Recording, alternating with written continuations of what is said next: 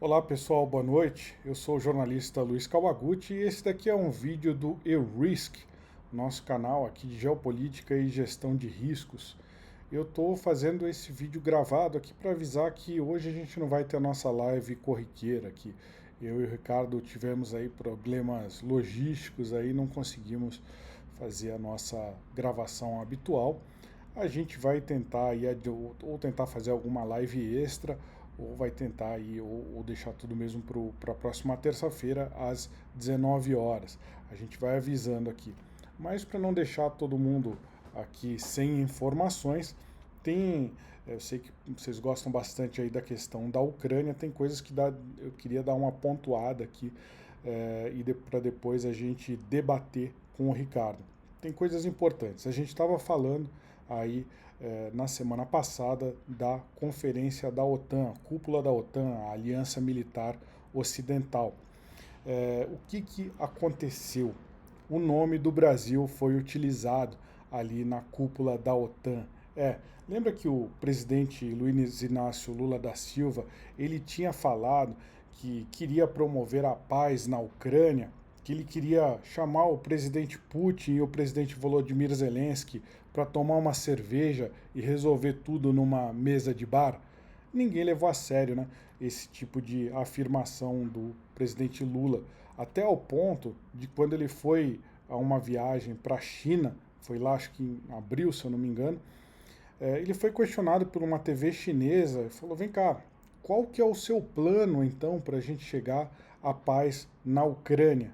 Ele falou: não tem um plano, não tem nada definido. Primeiro a gente vai juntar as pessoas e aí a gente define alguma coisa. A gente vai juntar os líderes e a gente define alguma coisa. Ou seja, ele queria chegar lá e dar o somebody love, achou que o seu prestígio de grande chefe de Estado seria suficiente para acabar com a guerra na Ucrânia. Isso aí, claro que é mais uma das. É a volta do que se chamou de o anão diplomático. Israel chamou o Brasil de anão diplomático no passado, quando o Brasil se posicionou aí em relação a uma questão lá da embaixada americana no território de Israel. Mas a questão aqui, o Brasil não tem o menor peso, não tem a menor capacidade de influir no assunto da guerra da Ucrânia. Mas o Lula, todo mundo sabe, queria ganhar o prêmio Nobel da Paz e estava tentando fazer isso. Só que isso gerou uma consequência. O que aconteceu? A Rússia capturou esse discurso para acusar os ucranianos. Está falando: olha lá, vocês ucranianos se recusaram a fazer um plano de paz junto com os países lá do sul global, não quiseram falar com a China, não quiseram falar com o Brasil, não quiseram falar, inclusive aqui qual que é o outro que ele fala, eu acho que ele cita também a África do Sul. Então, ou seja, esse plano do Lula de tentar fazer a paz da Ucrânia, que nunca existiu, o plano de fato, ou seja, um roadmap, uma proposta concreta, ela nunca existiu. Existiu esse AUE, toda essa campanha de informação, toda essa propaganda que o Lula costuma fazer.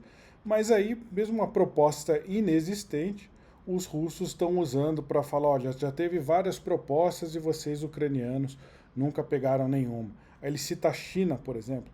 A China tinha falado para se fazer aí uma proposta e aí incluiria também a dos países africanos lá que foram em parte liderados aí pelo Ramaphosa da África do Sul.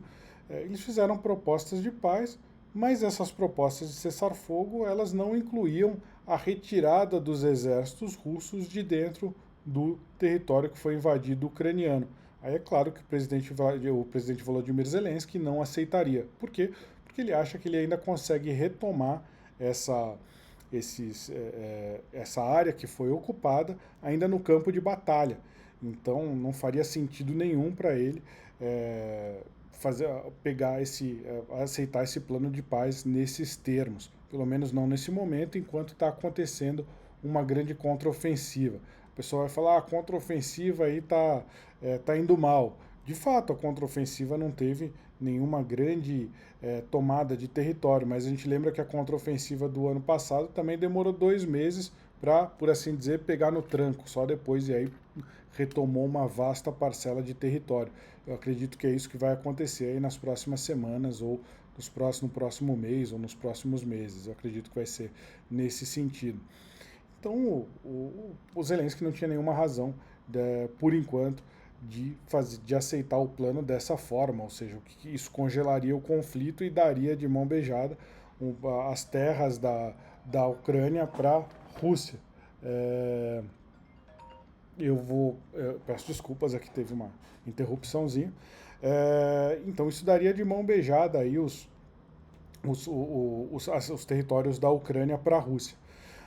Isso aí seria loucura do Zelensky nesse momento fazer esse acordo ainda, imaginando que ele poderia retomar território por meio de ação no campo de batalha, por meio de ação bélica. Então o que acontece? Muito difícil ele aceitar esses planos.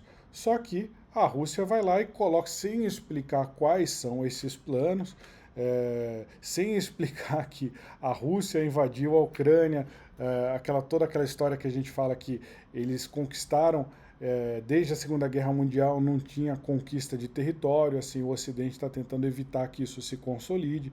É claro que eles não vão colocar esse tipo de argumentos, eles não vão contar essas verdades, eles vão usar a sua campanha de informação e aí o nome do Brasil, aí pela perícia diplomática do presidente Lula, está sendo usado agora como um fator de pressão contra o Ocidente.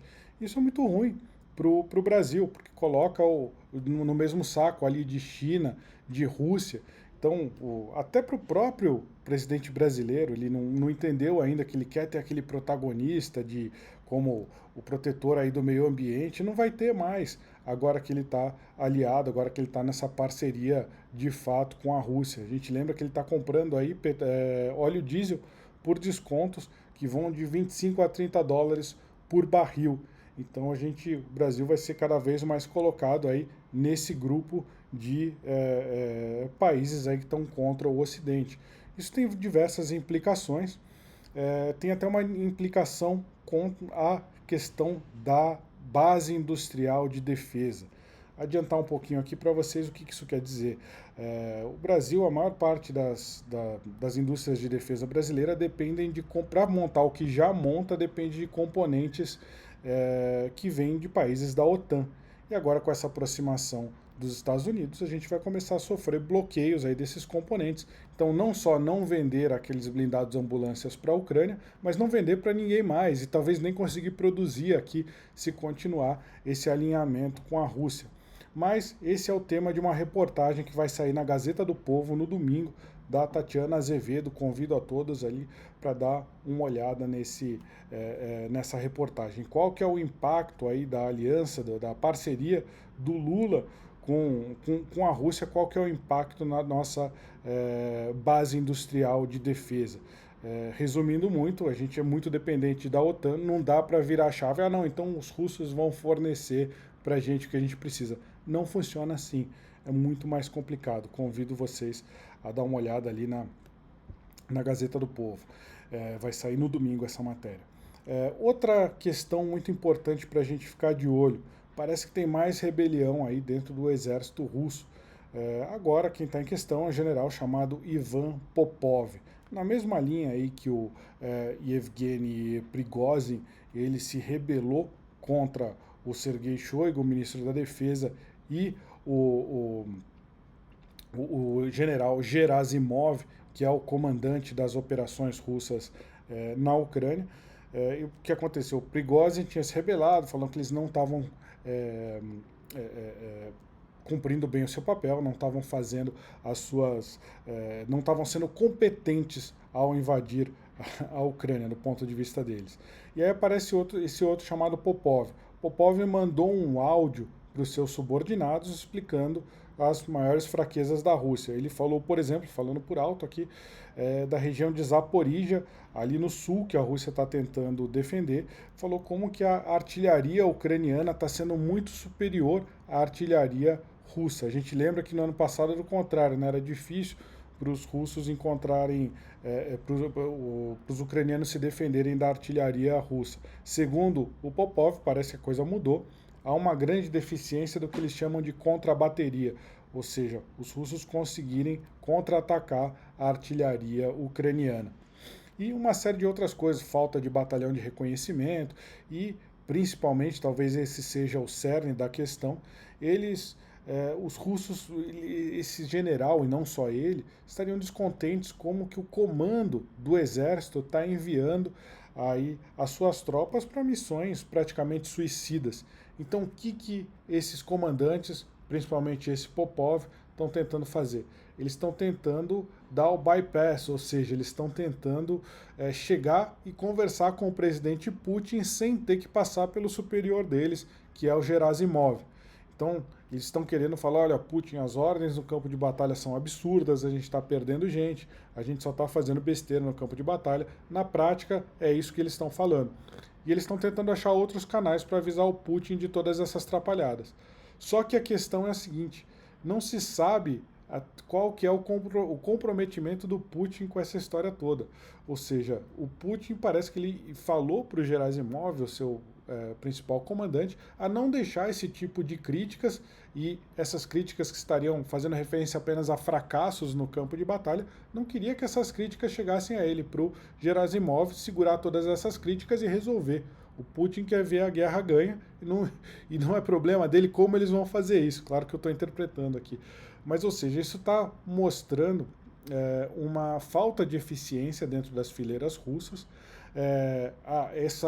esse descontentamento contra o general Gerasimov, que o próprio Prigozhin já tinha apontado, e agora você vê outros generais aí se rebelando contra o general Gerasimov, ou seja, uma fratura dentro do exército russo. Hoje também o Prigozhin, o líder do grupo mercenário Wagner Group, diz que recebeu aí a proposta de que ele e as suas tropas fossem incorporadas ao exército russo. Ele disse que não, isso era inadmissível.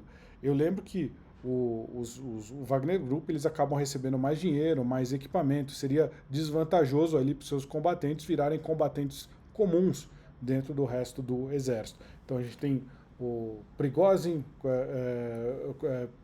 reclamando de um lado, a gente tem esse Popov do outro, provavelmente devem surgir outros generais, reclamando qual que é a grande, no momento, qual que é a análise disso.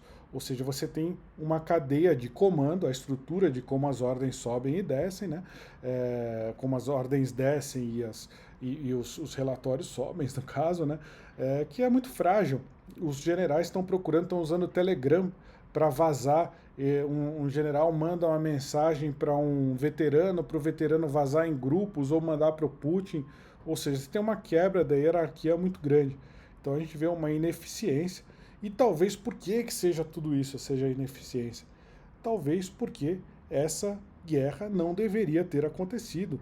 Não só foi mal planejada, mas ela nunca poderia ser vencida pela Rússia. E agora os russos estão percebendo que seria impossível para eles vencer essa guerra e estão ficando furiosos com isso.